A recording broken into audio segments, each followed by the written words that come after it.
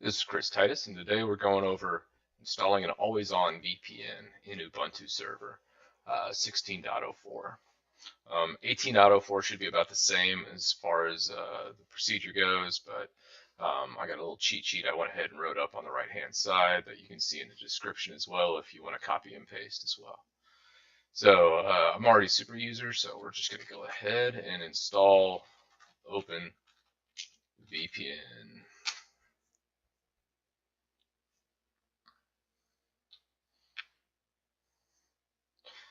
And that went ahead and installed, so let's go to the directory. I've already created a secrets file with my actual private internet access username and password, which obviously I'm not going to open that up here.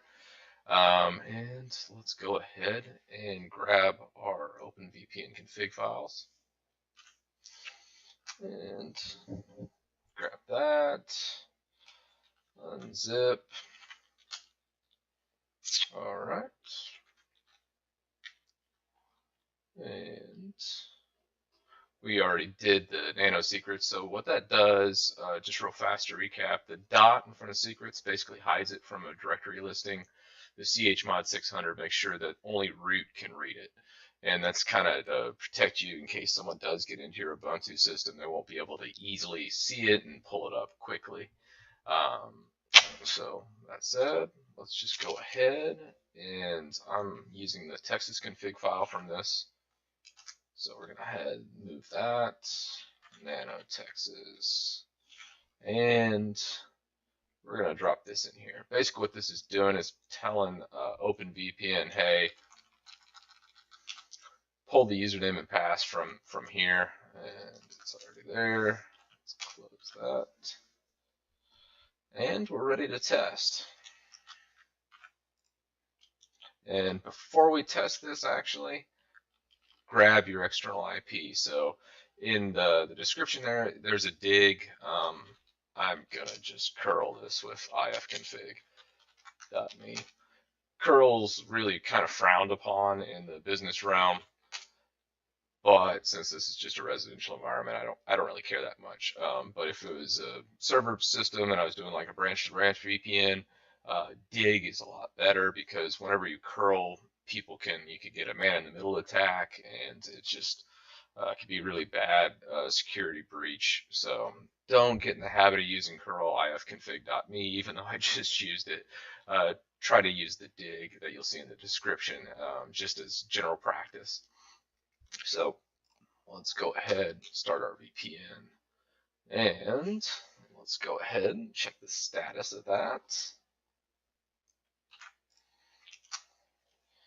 And says active, so let's go ahead and cancel that. And let's go ahead and grab our IP again. 173. So we changed. It was a 76 dot. Was my external. Went ahead and ran that. So we are actually looking good here. And now we can just set it to start on startup here. So let's default OpenVPN and auto start all.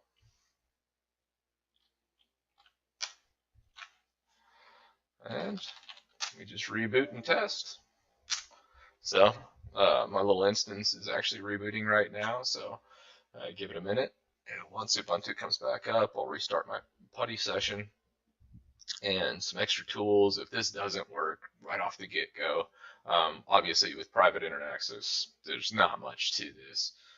It'll work pretty much straight up. But if you're doing branch offices and going site-to-site type VPNs, OpenVPN can be a little finicky, and as far as the config goes, once you get it going, it's just rock solid. But for config, I would debug it with a tail on the system log and just grep OVPN, and you'll be good. So that said, let's go ahead and restart our putty session.